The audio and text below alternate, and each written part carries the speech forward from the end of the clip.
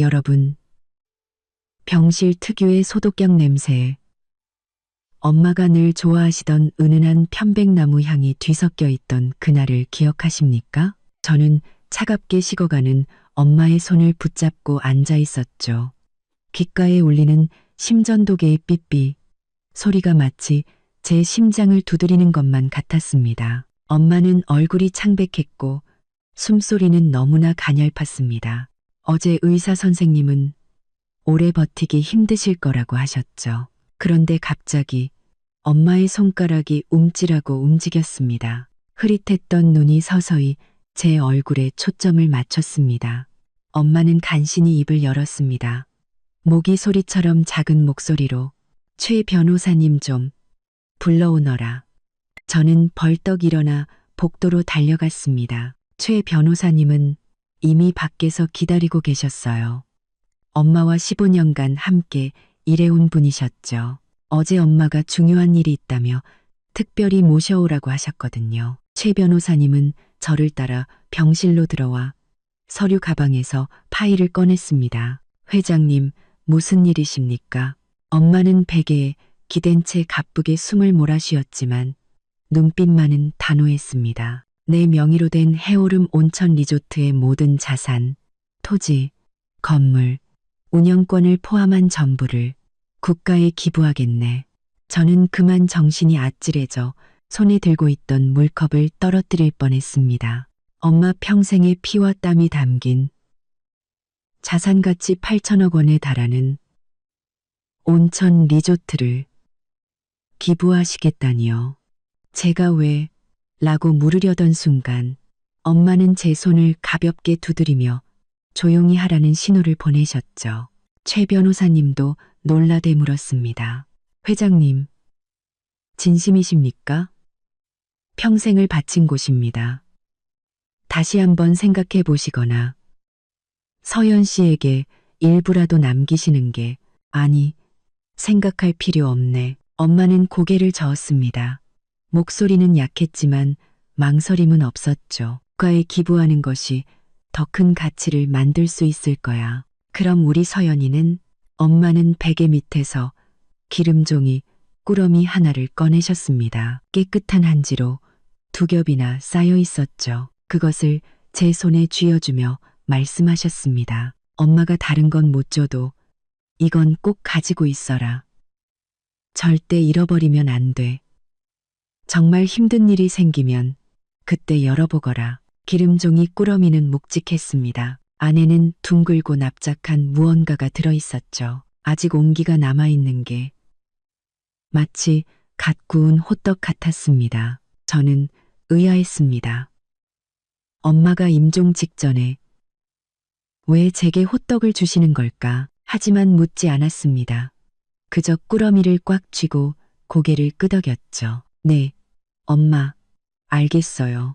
꼭 잘 간직할게요. 최 변호사님이 기부 협약서를 내밀자 엄마는 마지막 힘을 다해 서명을 했습니다. 지장을 찍을 때 엄마의 손은 가늘게 떨리고 있었죠. 서명을 마친 엄마는 최 변호사님에게 말했습니다.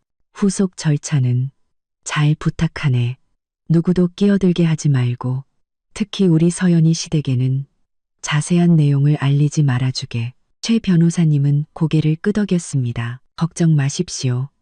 회장님 뜻대로 처리하고 어떤 정보도 새어나가지 않게 하겠습니다. 바로 그때였습니다. 병실 문이 살짝 열리더니 틈새로 시어머니와 시누이 그리고 제 남편의 얼굴이 보였습니다. 세 사람은 문 밖에 숨어서 몰래 안을 엿보고 있었죠. 시어머니의 눈은 최 변호사님이 든 서류 가방에 고정되어 있었고 입술은 무언가 중얼거리고 있었습니다. 리조트 상속에 대해 계산하는 게 분명했어요. 시누이는 탐욕스러운 눈빛으로 고개를 쑥 내밀며 리조트가 얼마짜리인지 가늠하는 듯 했습니다. 엄마도 그들을 보셨습니다. 엄마는 미간을 살짝 찌푸리며 최 변호사님에게 말했죠. 일단 서류는 챙겨서 나가주시게. 난 서연이와 할 얘기가 좀 있으니. 최 변호사님은 협약서를 가방에 넣고 병실을 나섰습니다. 문 앞을 지날 때 일부러 가방을 품에 꽉 안고 헛기침을 한 번 하셨죠. 시어머니와 가족들은 화들짝 놀라 뒤로 물러서며 복도에서 잡담하는 척했습니다. 하지만 최 변호사님이 사라지자마자 다시 문가로 슬금슬금 다가왔죠. 엄마는 제 손을 잡고 목소리를 낮췄습니다. 서연아, 명심해라. 앞으로 무슨 일이 있어도 당황하지 말고 다른 사람을 쉽게 믿어선 안 된다. 특히 내 시댁, 그들은 널 보고 결혼한 게 아니라 우리 리조트를 보고 결혼한 거야. 이제 리조트가 없으니 분명 태도가 바뀔 거다. 몸 조심해야 해. 그리고 힘든 일이 생기면 그 호떡을 열어봐라. 저는 코끝이 찡해져 눈물을 떨궜습니다. 눈물이 기름종이 위로 떨어져 작은 얼룩을 만들었죠. 엄마, 알겠어요. 걱정 마세요. 엄마도 곧 좋아지실 거예요. 엄마는 희미하게 웃으며 어릴 적처럼 제 머리를 쓰다듬었습니다. 바보 같은 딸.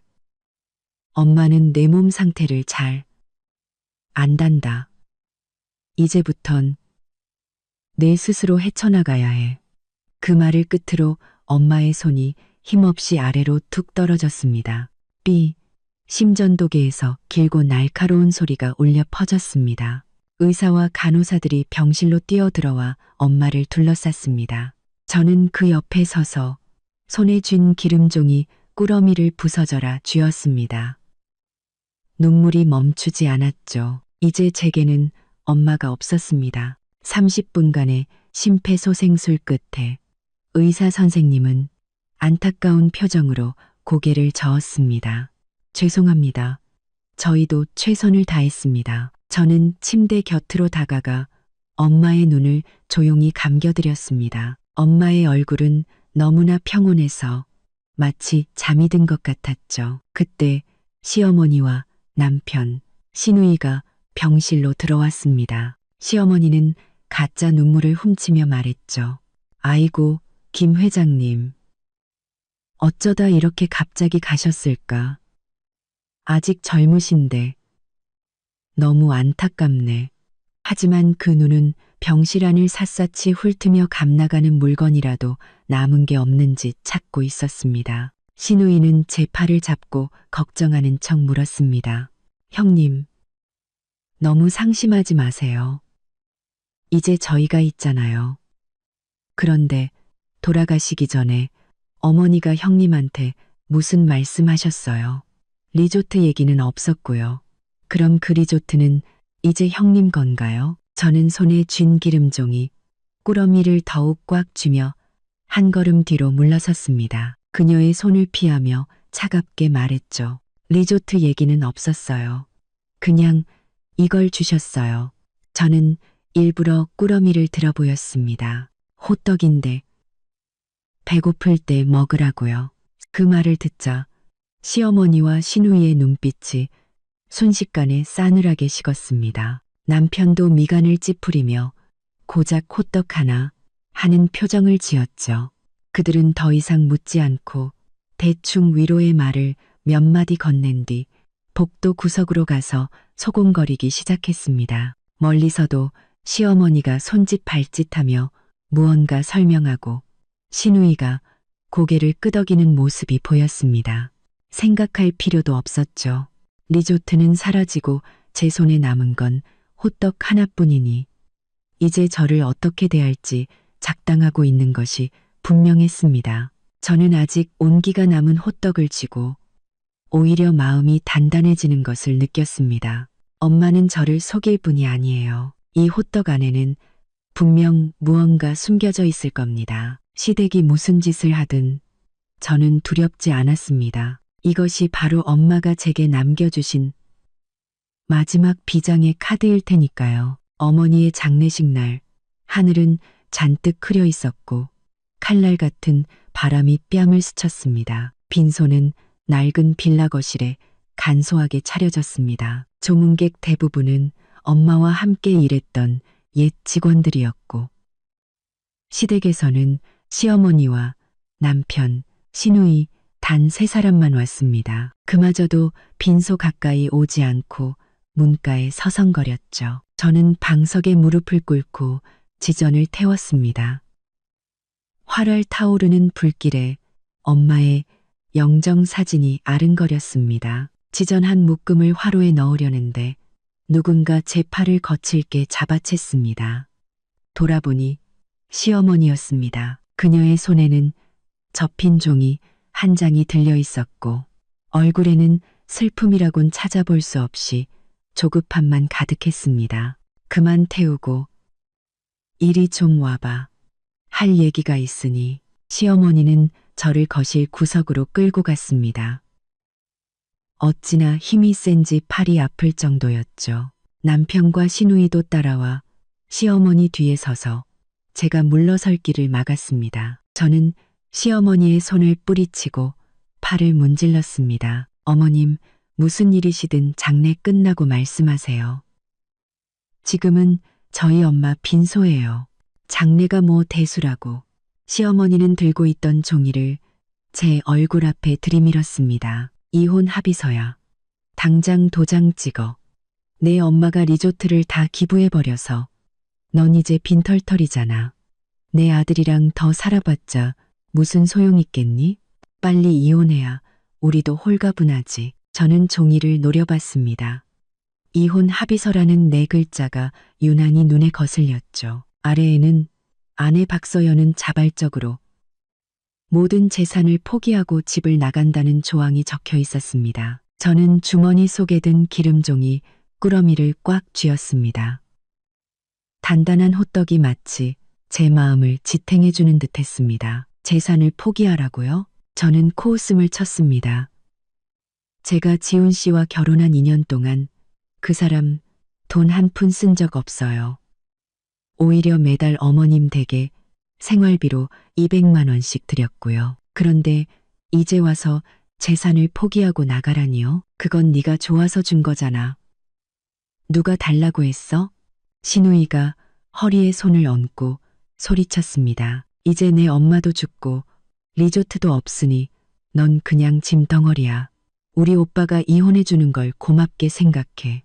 안 그랬으면 길바닥에 나 앉았을 테니. 남편은 옆에 서서 제 눈을 피한 채 자기 신발코만 내려다보며 중얼거렸습니다. 어머니 말씀이 맞아. 서연아, 그냥 도장 찍어줘.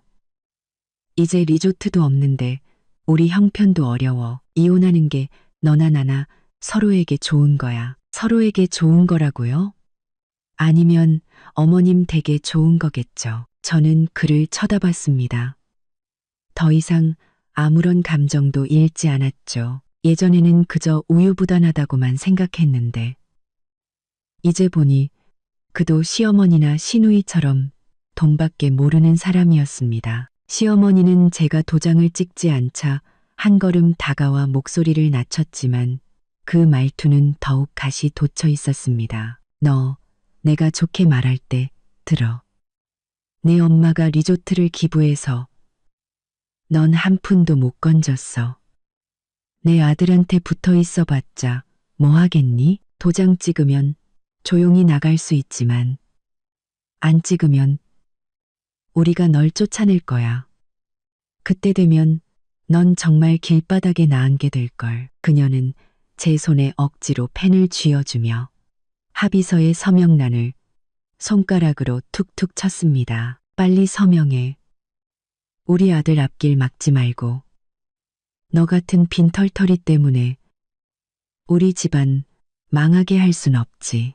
저는 펜을 쥔 채 펜 끝을 종이 위에 맴돌게 했습니다. 눈초리로는 엄마의 영정 사진을 바라봤죠. 엄마의 눈빛은 마치 임종 직전처럼 당황하지 말라고 말하는 듯했습니다. 당황하지 말라고 말하는 듯했습니다. 저는 심호흡을 하고 결심했습니다. 알겠어요. 서명할게요. 저는 천천히 고개를 숙여 서명하는 척하다가 잠시 멈췄습니다. 하지만 조건이 있어요. 지금 당장 갈 곳이 없으니 펜션이라도 잡아야 해요.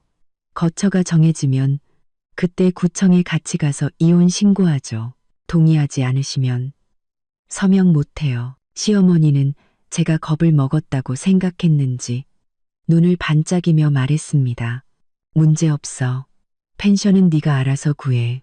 돈도 네가 내고 서명만 하면 뭐든지 들어줄게. 그녀는 제가 마음을 바꿀까봐 재촉했습니다.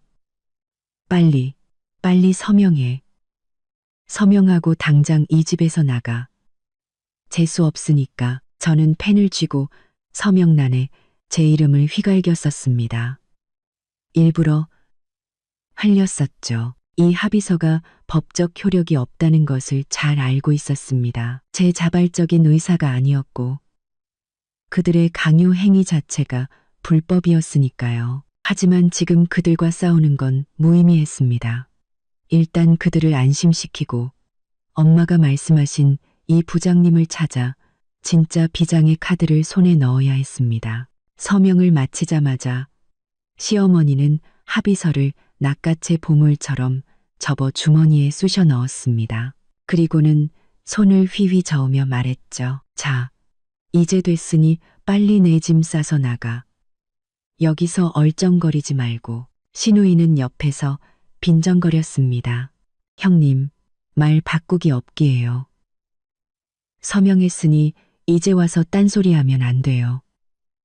나중에 우리 집에 와서 돈 달라고 해도 한 푼도 못 주니까 그렇게 알아요. 저는 그들을 무시하고 안방으로 들어가 옷장을 열었습니다. 값 나가는 물건은 없고 옷 몇 벌과 엄마가 남기신 작은 상자뿐이었죠. 저는 옷을 배낭에 쑤셔 넣고 기름종이 꾸러미를 배낭 안쪽 주머니에 소중히 넣었습니다. 그리고 상자를 들고 방을 나섰죠. 남편이 저를 보며 무언가 말하려 했지만 시어머니의 눈총에 입을 다물었습니다. 저는 그들에게 작별 인사도 없이 낡은 빌라를 나섰습니다. 바람은 여전히 거세고 하늘은 비가 올 것처럼 더욱 어두워졌습니다. 저는 택시를 잡아 집에서 꽤 떨어진 펜션 주소를 말했습니다. 그리고 좌석에 기대어 배낭 속 기름종이 꾸러미를 만졌습니다. 엄마, 저는 엄마를 믿어요.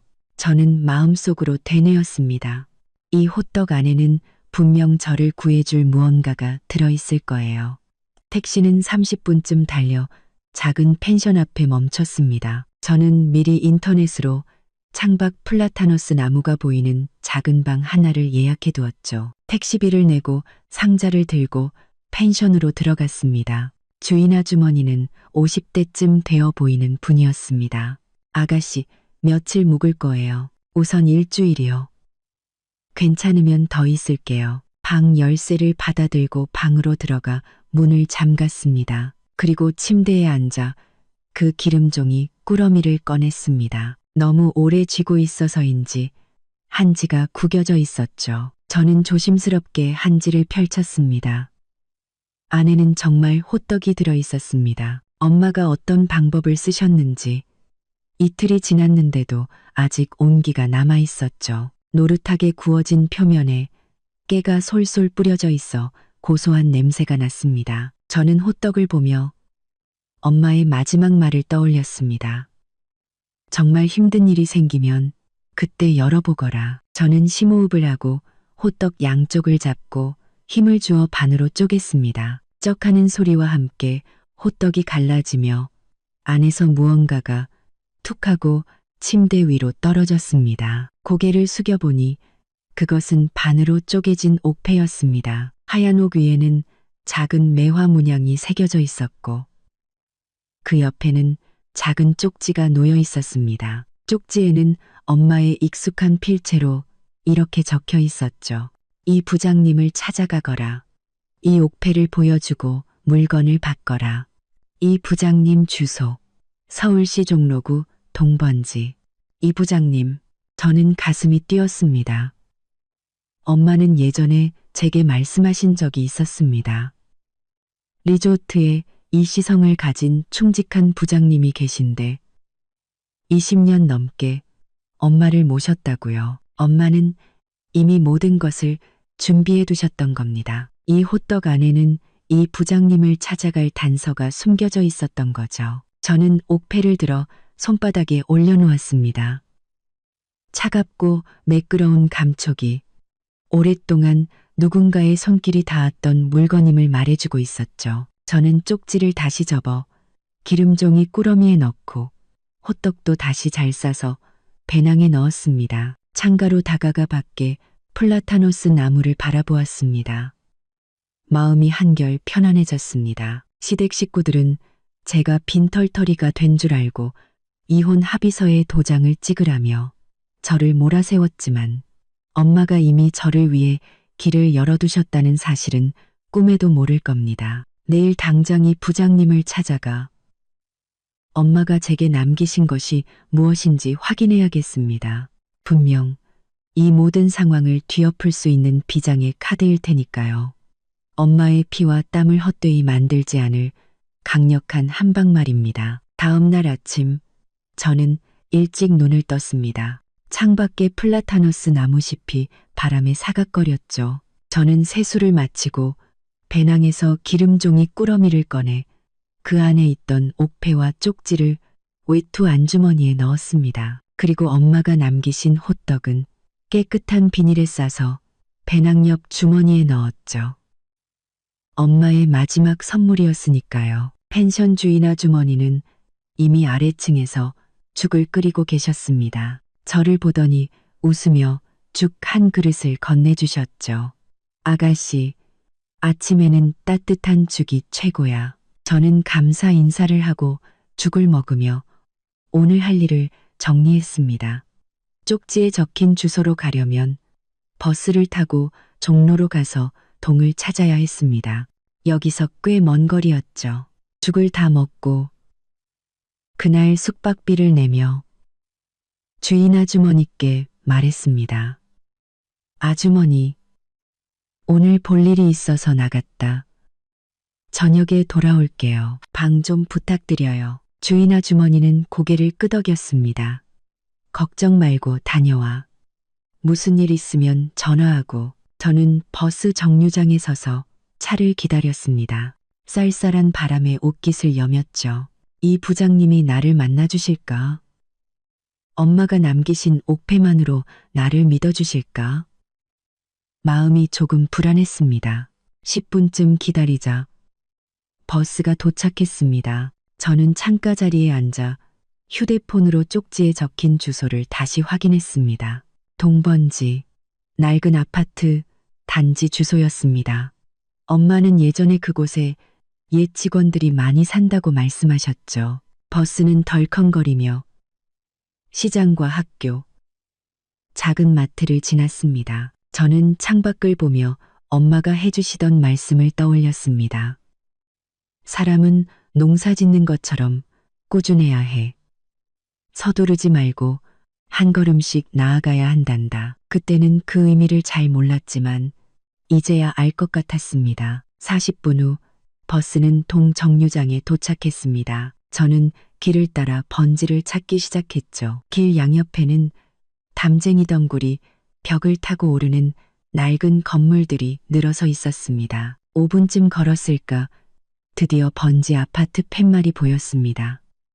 6층짜리 낡은 아파트였죠. 저는 쪽지에 적힌 대로 301호 초인종을 눌렀습니다. 잠시 후 인터콤에서 누구세요? 하는 묵직한 남자 목소리가 들려왔습니다. 안녕하세요. 저는 박서연이라고 합니다. 이경국 부장님을 뵈러 왔습니다. 저는 최대한 침착하게 말했습니다.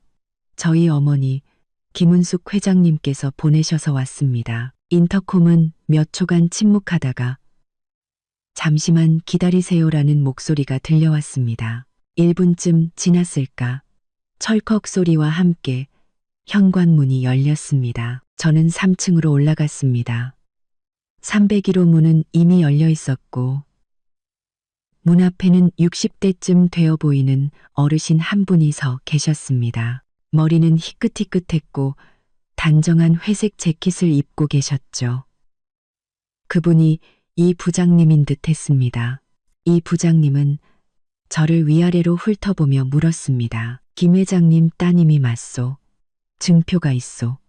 회장님께서 돌아가시기 전에 누가 찾아오면 반드시 당신이 준 신물을 가지고 올 거라고 하셨는데 저는 서둘러 외투 안주머니에서 옥패를 꺼내 이 부장님 앞에 내밀었습니다. 부장님, 이게 저희 엄마가 주신 거예요. 이걸 보시면 아실 거라고 하셨어요. 복도 불빛 아래 옥패의 매화 문양이 선명하게 빛났습니다. 이 부장님은 옥패를 받아들고 잠시 살피더니 주머니에서 작은 상자를 꺼내 열었습니다. 상자 안에는 나머지 반쪽 옥패가 들어 있었습니다. 그가 두 조각을 맞추자 하나의 온전한 옥패가 되며 매화 문양이 완성되었습니다. 이 부장님의 눈빛이 한순간에 부드러워졌습니다. 그는 옥패를 제게 돌려주며 한숨을 쉬었죠. 맞는군. 이건 회장님께서 20년 넘게 몸에 지니고 다니시던 옥패요. 돌아가시기 일주일 전에 이 반쪽을 내게 주시면서 내 딸 서연이가 찾아오면 이걸 건네주고 내가 맡겨둔 쇠상자도 함께 전해주게라고 하셨지. 그는 몸을 비켜 저를 안으로 들였습니다. 들어오시오. 밖은 바람이 차니 집 안거실 벽에는 이 부장님과 엄마가 함께 찍은 사진이 걸려 있었습니다. 리조트 작업복을 입은 엄마는 환하게 웃고 계셨죠. 이 부장님은 거실 구석 장식장 문을 열고 검은색 새 상자를 꺼냈습니다. 그는 열쇠 꾸러미에서 작은 열쇠 하나를 꺼내 녹슨 자물쇠를 열었습니다. 철컥 소리와 함께 상자가 열렸죠. 그는 상자를 제 앞에 놓으며 말했습니다. 회장님께서 이 안에 든 것은 모두 아가씨를 위한 것이라고 하셨소. 직접 열어보시오. 저는 조심스럽게 상자를 열었습니다. 안에는 붉은 벨벳 천위에 두 가지 물건이 놓여 있었습니다. 하나는 두툼한 서류 봉투였고 겉에는 해오름 온천 리조트 임시관리 권한 위임 서류라고 적혀 있었습니다. 다른 하나는 검은색 은행 카드였고 그 옆 쪽지에는 제 생년월일인 1998만 615라는 비밀번호가 적혀 있었습니다. 저는 서류 봉투를 열어보았습니다. 안에는 엄마의 친필 서명과 리조트의 직인이 찍힌 서류가 들어 있었습니다. 박서연을 해오름 온천 리조트의 임시관리인으로 임명하며 6개월간 리조트의 일상 운영을 총괄한다. 이후 국가 관련 부처의 심사를 거쳐 정식 관리 권한을 신청할 수 있다. 서류 뒤에는 리조트 각 부서 책임자들의 연락처가 적혀 있었고 이 부장님은 임시관리 보조인으로 명시되어 있었습니다. 이 부장님이 설명했습니다. 회장님은 리조트를 국가에 기부하면 누군가 아가씨를 괴롭힐 것을 예상하셨소. 그래서 이 서류를 미리 준비하신 거요. 국가 관련 부처에도 이미 말씀을 해두셨으니 아가씨가 원한다면 리조트 경영에 참여할 수 있을 거요. 저는 은행 카드를 집어들었습니다. 그 카드에는 3억 원이 들어있소. 회장님께서 아가씨에게 남기신 비상금이지. 혹시 어려운 일이 생기면 이 돈으로 해결하고 모자라면 내게 말하라고 하셨소.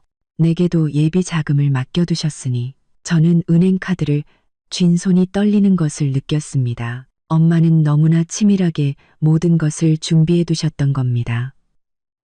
제게 반격할 힘과 자금, 심지어 예비 자금까지요. 저는 이 부장님을 바라보며 말했습니다. 눈시울이 붉어졌죠. 부장님, 정말 감사합니다. 저희 엄마는 정말 대단한 분이셨어요. 이 부장님은 고개를 끄덕였습니다. 김 회장님은 좋은 분이셨지. 예전에 내 가족이 아파 병원비가 없었을 때 회장님께서 1억 원을 빌려주시고 병원까지 알아봐 주셨소. 그 은혜는 평생 잊지 못할 거요. 그분은 내게 무슨 일이 생기면 우리 딸 서연이를 꼭 좀 도와주게라고 부탁하셨지. 걱정 마시오. 회장님의 마지막 부탁대로 내가 힘닿는 데까지 돕겠소. 저는 서류와 카드를 쇠 상자에 다시 넣고 품에 안았습니다. 이 상자는 그 무게 때문이 아니라 그 안에 담긴 엄마의 사랑 때문에 무겁게 느껴졌습니다. 저는 이 부장님께 진지하게 말했습니다. 부장님, 우선 저희 엄마의 오랜 변호사이신 최 변호사님께 연락하고 싶어요.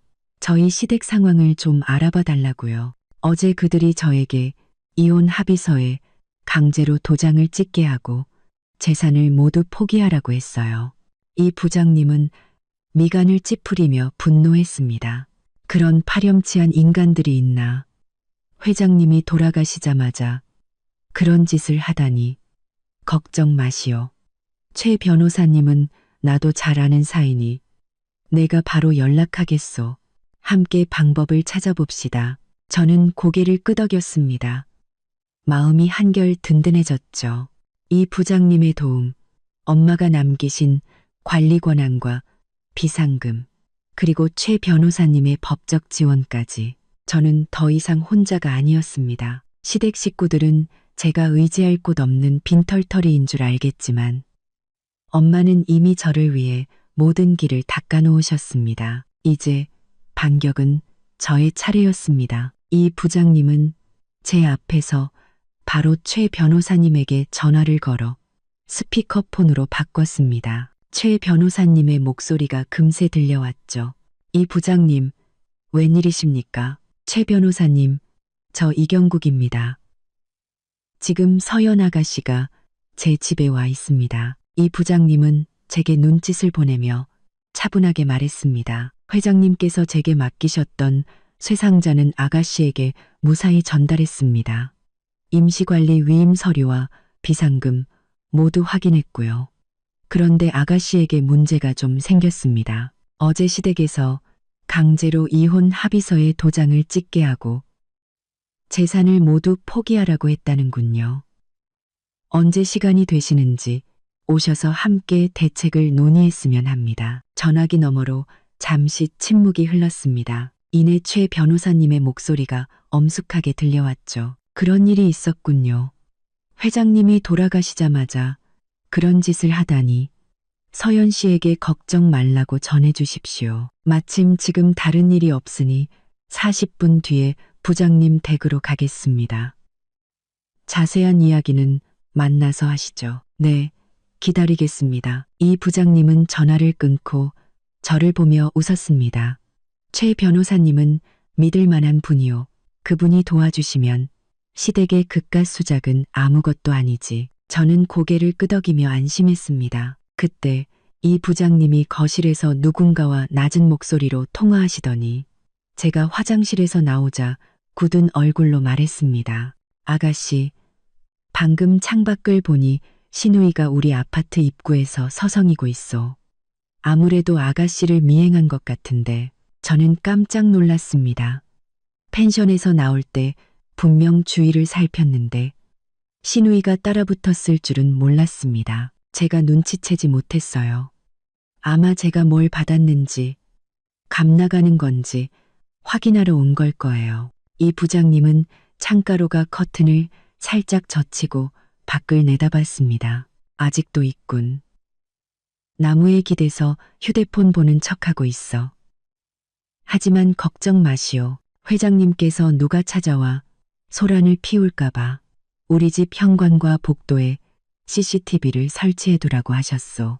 만약 그 여자가 올라오면 증거는 충분하오. 저도 창가로 다가가 아래를 내려다보니 정말 분홍색 외투를 입은 신우이가 휴대폰을 만지작거리며 연신 아파트 입구를 힐끔거리고 있었습니다. 30분쯤 지났을까 문 두드리는 소리가 들렸습니다. 이 부장님은 현관 CCTV 화면을 보더니 말했습니다. 최 변호사님이 오셨군. 그는 고양이 눈으로 한 번 더 확인한 뒤 문을 열었습니다. 최 변호사님은 서류 가방을 들고 들어와 저를 보며 말했습니다. 서연 씨, 마음고생이 심했겠군요.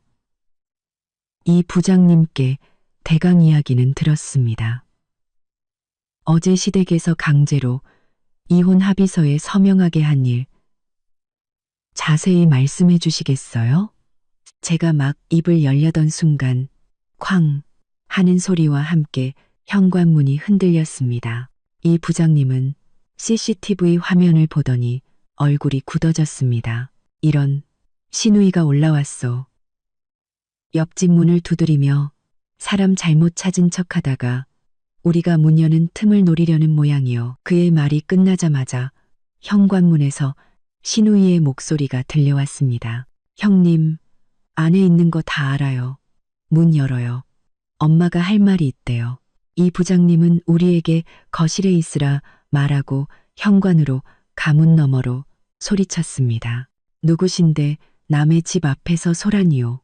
여기는 당신 형님 집이 아니니 잘못 찾아왔소. 신우이는 문 밖에서 악을 썼습니다. 아니에요. 아까 우리 형님 들어가는 거 똑똑히 봤어요. 빨리 문 안 열면 부숴버릴 거예요. 최 변호사님은 미간을 찌푸리며 말했습니다. 이 부장님, 문을 여시죠. 제가 있으니 함부로 굴진 못할 겁니다. 만약 폭력을 쓰면 바로 경찰에 신고하면 됩니다. 이 부장님이 문을 열자 신우이는 득달같이 달려들어와 저를 발견하고는 소리쳤습니다. 형님, 여기 있었네. 우리 엄마 유산 받은 거 있지? 빨리 내놔봐.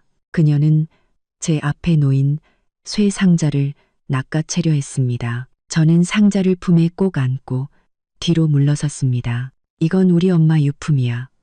너랑은 상관없어. 신우이는 상자를 뺏지 못하자 이번에는 제 외투 안주머니를 노렸습니다. 제가 아까 옥패를 넣는 것을 본 모양이었죠. 이 부장님이 그녀를 막아서며 문 쪽으로 밀어냈습니다. 지금 뭐 하는 짓이요? 당장 나가지 않으면 경찰에 신고하겠소. 당신이 서연 아가씨를 미행하고 남의 집에 무단 침입해서 물건을 뺏으려 한 거 CCTV에 다 찍혔소. 신우이는 문가로 밀려나면서도 악을 썼습니다. 내가 뭘 뺏었다고 그래. 원래 우리 형님 물건인데 좀 보겠다는 게 뭐가 잘못됐어. 최 변호사님은 신우이 앞으로 다가가 서류 가방에서 녹음기를 꺼내 버튼을 눌렀습니다. 방금 당신이 한 말, 우리 엄마 유산 받은 거 내놔라고 한 것과 상자와 옥패를 뺏으려 한 행동 모두 녹화, 녹음되었습니다. 지금 당장 나가지 않으면 불법 미행 및 주거 침입, 강도 미수 혐의로 경찰에 신고하겠습니다. 신우이는 녹음기와 CCTV를 번갈아 보더니 얼굴이 하얗게 질렸습니다. 그녀는 두고 봐. 엄마한테 다 잃을 거야. 라고 소리치며 계단 아래로 도망쳤습니다. 이 부장님은 문을 닫으며 안도의 한숨을 쉬었습니다. 최 변호사님은 제게 말했습니다.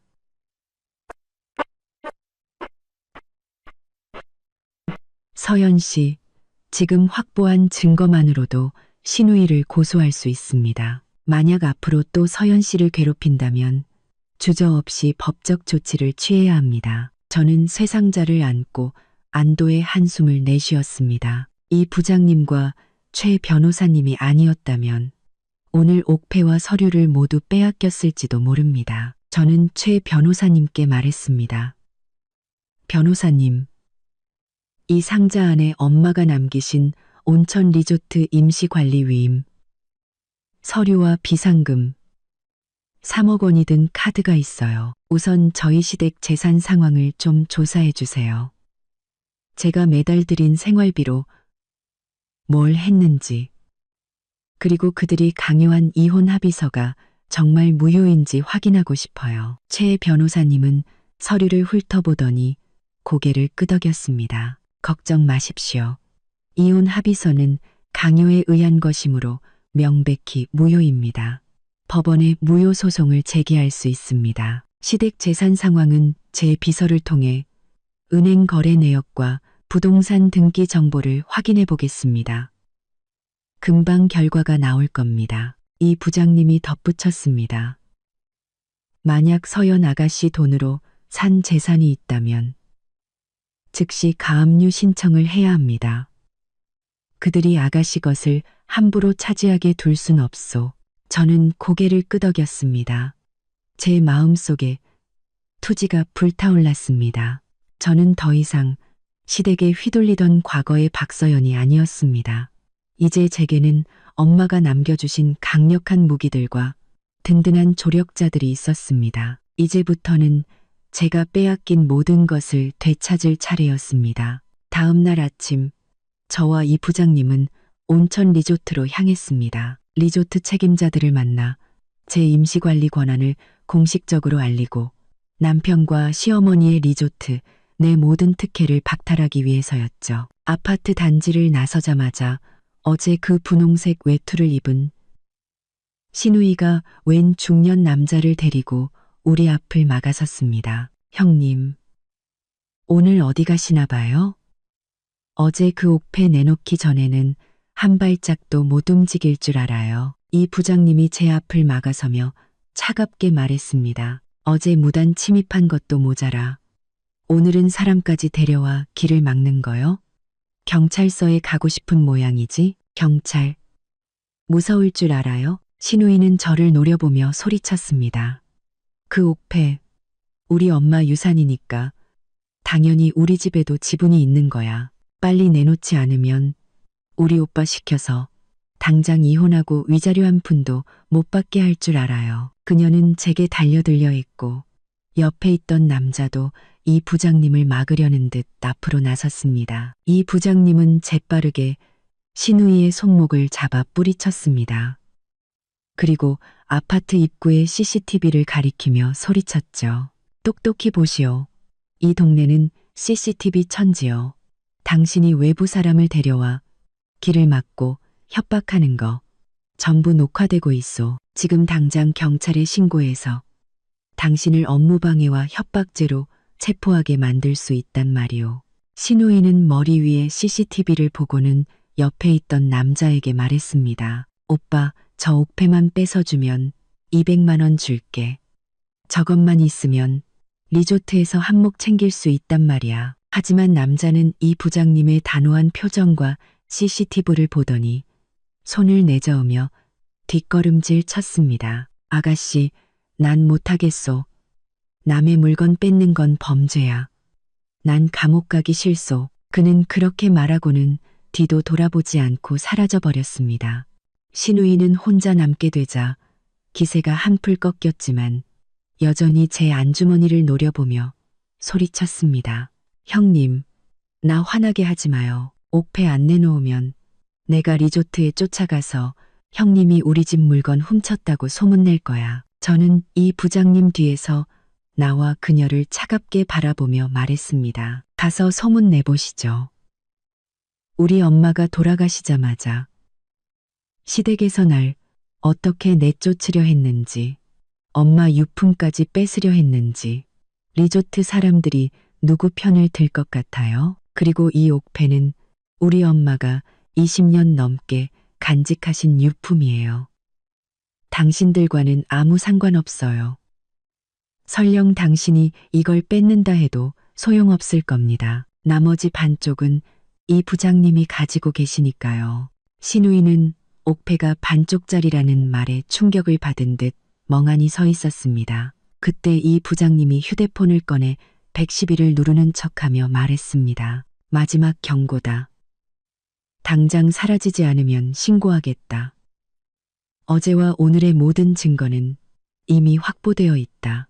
주위 이웃들이 웅성거리며 그들을 손가락질하자 시누이는 얼굴이 새빨개져서 두고 봐라는 말을 남기고 도망쳤습니다. 그들을 간정거리 곰돋고 아래는 관정대 주위 이웃들이 웅성거리며 저는 안도의 한숨을 쉬었습니다. 그때 최 변호사님에게서 문자가 왔습니다. 서연 씨, 시댁의 재산 내역을 확인했습니다. 그들은 서연 씨가 매달 준 생활비 200만 원을 모아 시어머니와 시누이 공동 명의로 경기도 외곽에 오피스텔 2채를 구입했습니다. 명백한 재산은닉 및 횡령입니다. 리조트에서 돌아오시는 대로 해당 오피스텔에 대한 가압류 신청을 진행하겠습니다. 그 리조트에서 돌아오시는 대로 저는 휴대폰 화면을 보며 분노와 냉소를 동시에 느꼈습니다. 그들이 그토록 저를 빈털터리로 내쫓으려 했던 이유가 바로 이것 때문이었군요. 저는 최 변호사님께 알겠습니다. 리조트에서 돌아가자마자 처리해 주십시오. 라고 답장을 보냈습니다. 리조트로 가는 차 안에서 저는 다짐했습니다. 리조트의 경영권을 확립하고 그들의 모든 특혜를 박탈한 뒤 그들이 부당하게 빼돌린 제 재산까지 모두 되찾아오겠다고. 40분 후 우리는 해오름 온천 리조트의 웅장한 정문 앞에 도착했습니다. 저는 차에서 내려 어릴 적부터 익숙했던 유황 냄새 섞인 공기를 깊이 들이마셨습니다. 이제부터는 제가 엄마의 유산을 지켜야 했습니다. 리조트 운영 총괄 사무실에서 저는 왕 부장님을 만났습니다. 그는 엄마가 생전에 가장 신뢰했던 책임자였죠. 이 부장님이 쇠상자에서 위임 서류를 꺼내 건네자 왕 부장님은 서류를 꼼꼼히 확인하고 국가 관련 부처에까지 전화를 걸어 사실을 재차 확인했습니다. 모든 것이 확인되자 왕 부장님은 제게 손을 내밀며 말했습니다. 서연 씨, 아니, 이제부터는 박 관리인님이라고 불러야겠군요. 다시 돌아오신 것을 환영합니다. 앞으로 운영에 필요한 것이 있다면 무엇이든 말씀하십시오. 최선을 다해 돕겠습니다. 저는 왕 부장님의 손을 잡으며 말했습니다. 왕 부장님, 우선 제 남편과 시댁 식구들이 리조트에서 누리던 모든 무료 이용 및 외상거래 권한을 즉시 취소해 주십시오. 그들이 제 허락 없이 리조트 자원을 남용해 왔습니다. 왕 부장님은 즉시 컴퓨터로 시스템에 접속했습니다. 말씀 안 하셨으면 큰일 날 뻔했습니다. 최근 한 달간 이지훈 씨 이름으로 레스토랑 외상값이 상당히 쌓였고 최고급 스위트룸도 여러 번 무료로 이용했습니다. 회장님 친척이라고 해서 승인해 드렸는데 지금 바로 모든 권한을 삭제하고 각 부서에 이들의 출입 및 이용을 금지하라고 공지하겠습니다. 왕 부장님이 각 부서에 전화를 돌리자 레스토랑, 객실, 재무팀의 팀장들이 모두 사무실로 찾아왔습니다. 그들은 모두 엄마가 직접 키운 오랜 직원들이었죠. 레스토랑 팀장님이 제게 말했습니다. 박 관리인님, 정말 잘 오셨습니다. 그 사람들이 올 때마다 얼마나 거만하게 굴고 직원들을 하대했는지 모릅니다. 이제 속이 다 시원하네요. 모두가 저를 지지해주자 저는 마음이 든든해졌습니다. 엄마는 제게 돈이 아닌 사람을 남겨주셨던 겁니다. 왕 부장님은 제게 최근 운영 보고서를 보여주며 말했습니다. 운영은 순조롭습니다만 한 가지 이상한 점이 있습니다. 최근 일주일간 정체불명의 계정으로 리조트의 재무 자료와 비공개 자산 정보를 빼내려는 시도가 있었습니다. 이상해서 일단 접근을 차단해 두었습니다. 저는 직감했습니다. 시댁의 소행이 분명했습니다. 부장님, 앞으로는 국가 관련 부처의 공식 문서나 제 서명이 없으면 그 누구에게도 재무자료 접근을 허용하지 말아 주십시오. 모든 조치를 마치고 이 부장님과 저는 리조트 꼭대기 전망대로 올라갔습니다. 이 부장님은 먼 산을 가리키며 말했습니다. 아가씨, 보시오. 이것이 김 회장님의 평생이오. 이제 아가씨 손에 달렸소. 하지만 두려워 마시오. 우리 옛 직원들이 모두 아가씨를 도울 것이오. 저는 제 안주머니 속 옥패를 만졌습니다. 엄마는 제게 단순히 돈을 남겨주신 게 아니었습니다. 제가 스스로 일어서고 제 것을 지킬 수 있는 힘과 사람, 그리고 지혜를 남겨주신 것이었습니다. 저는 이제 리조트를 지킬 뿐만 아니라 시댁이 빼돌린 제 재산까지 모두 되찾아올 것입니다. 그들이 저를 얼마나 얕보았는지 뼈저리게 후회하게 만들어줄 겁니다. 리조트에서 며칠을 보내며 운영을 파악하던 중 남편이 저를 찾아왔습니다. 그는 제게 남은 재산이 없는지 숨겨진 비자금 계좌라도 있는지 떠보려 했죠. 저는 이 부장님과 미리 계획한 대로 제게 남은 것은 비상금 3억 원뿐이며 그마저도 거의 다 썼다고 거짓말을 했습니다. 그러자 남편은 엄마가 남기신 임시관리 위임 서류에 분명 숨겨진 자산에 대한 단서가 있을 거라며 그 서류를 보여달라고 조르기 시작했습니다. 우리는 그의 모든 말을 몰래 녹음했고 그가 돌아가자마자 사무실에 CCTV를 설치하고 책상 위에는 가짜 재무 서류를 올려두었습니다. 그 서류에는 거액의 비활성 비자금 계좌가 있는 것처럼 꾸며놓았죠. 그날 밤 9시 반 예상대로 남편은 외부 남자 한 명과 함께 사무실에 몰래 들어왔습니다. 그는 책상 위에 가짜 서류를 발견하고는 이것 봐. 진짜 비자금이 있었어. 이제 우리도 부자다. 라고 외치며 서류를 챙겨 달아나려 했습니다. 그 순간 저와 이 부장님은 경비원들과 함께 나타나 그들을 현장에서 붙잡았습니다. 남편은 이건 내 아내 사무실이야. 내가 물건 좀 가져가겠다는데 무슨 상관이야.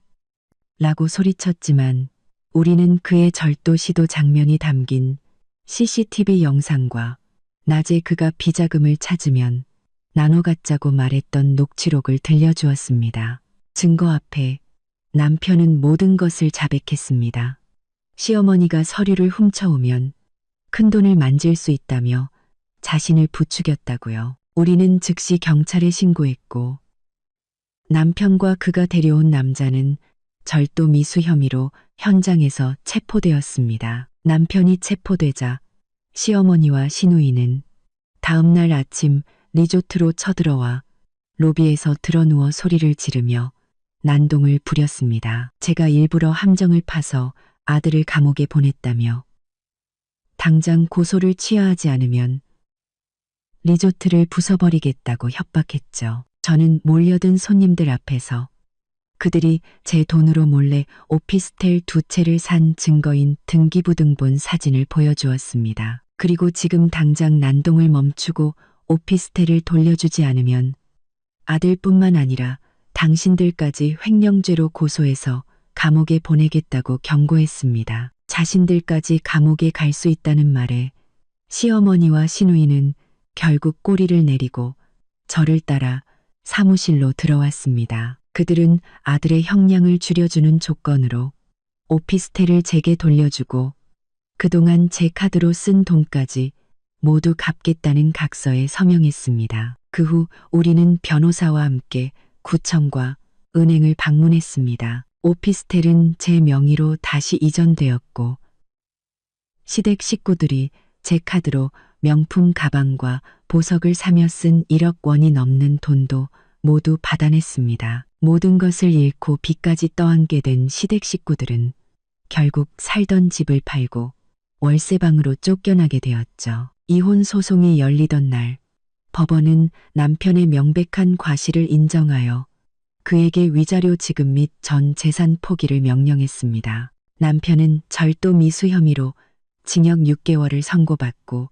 법정 구속되었습니다.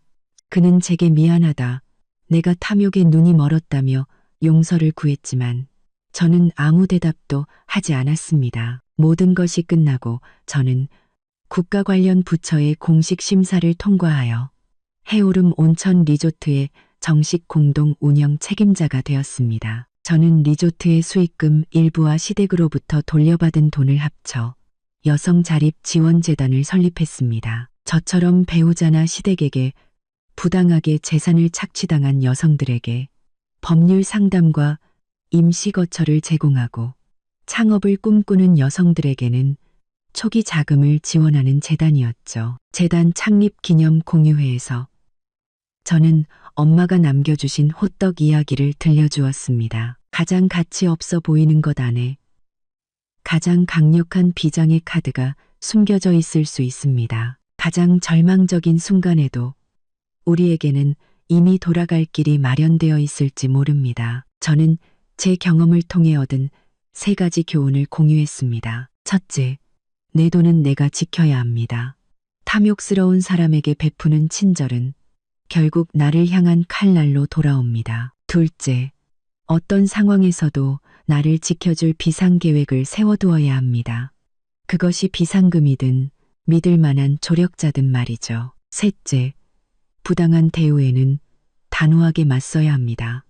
나의 선량함은 그것을 받을 자격이 있는 사람에게만 베풀어야 합니다. 3개월 후 리조트 내에는 여성 힐링 센터가 문을 열었습니다. 요가와 명상, 심리 상담 프로그램을 운영하는 곳이었죠. 센터는 개장 첫날부터 예약이 가득 찼습니다. 저는 힐링 센터 입구에서 환하게 웃으며 요가를 하는 여성들을 바라보았습니다. 그때 제 휴대폰으로 재단에서 후원했던 한 여성의 문자가 도착했습니다. 대표님 덕분에 남편에게 빼앗겼던 가게를 되찾고 오늘 재개장했습니다.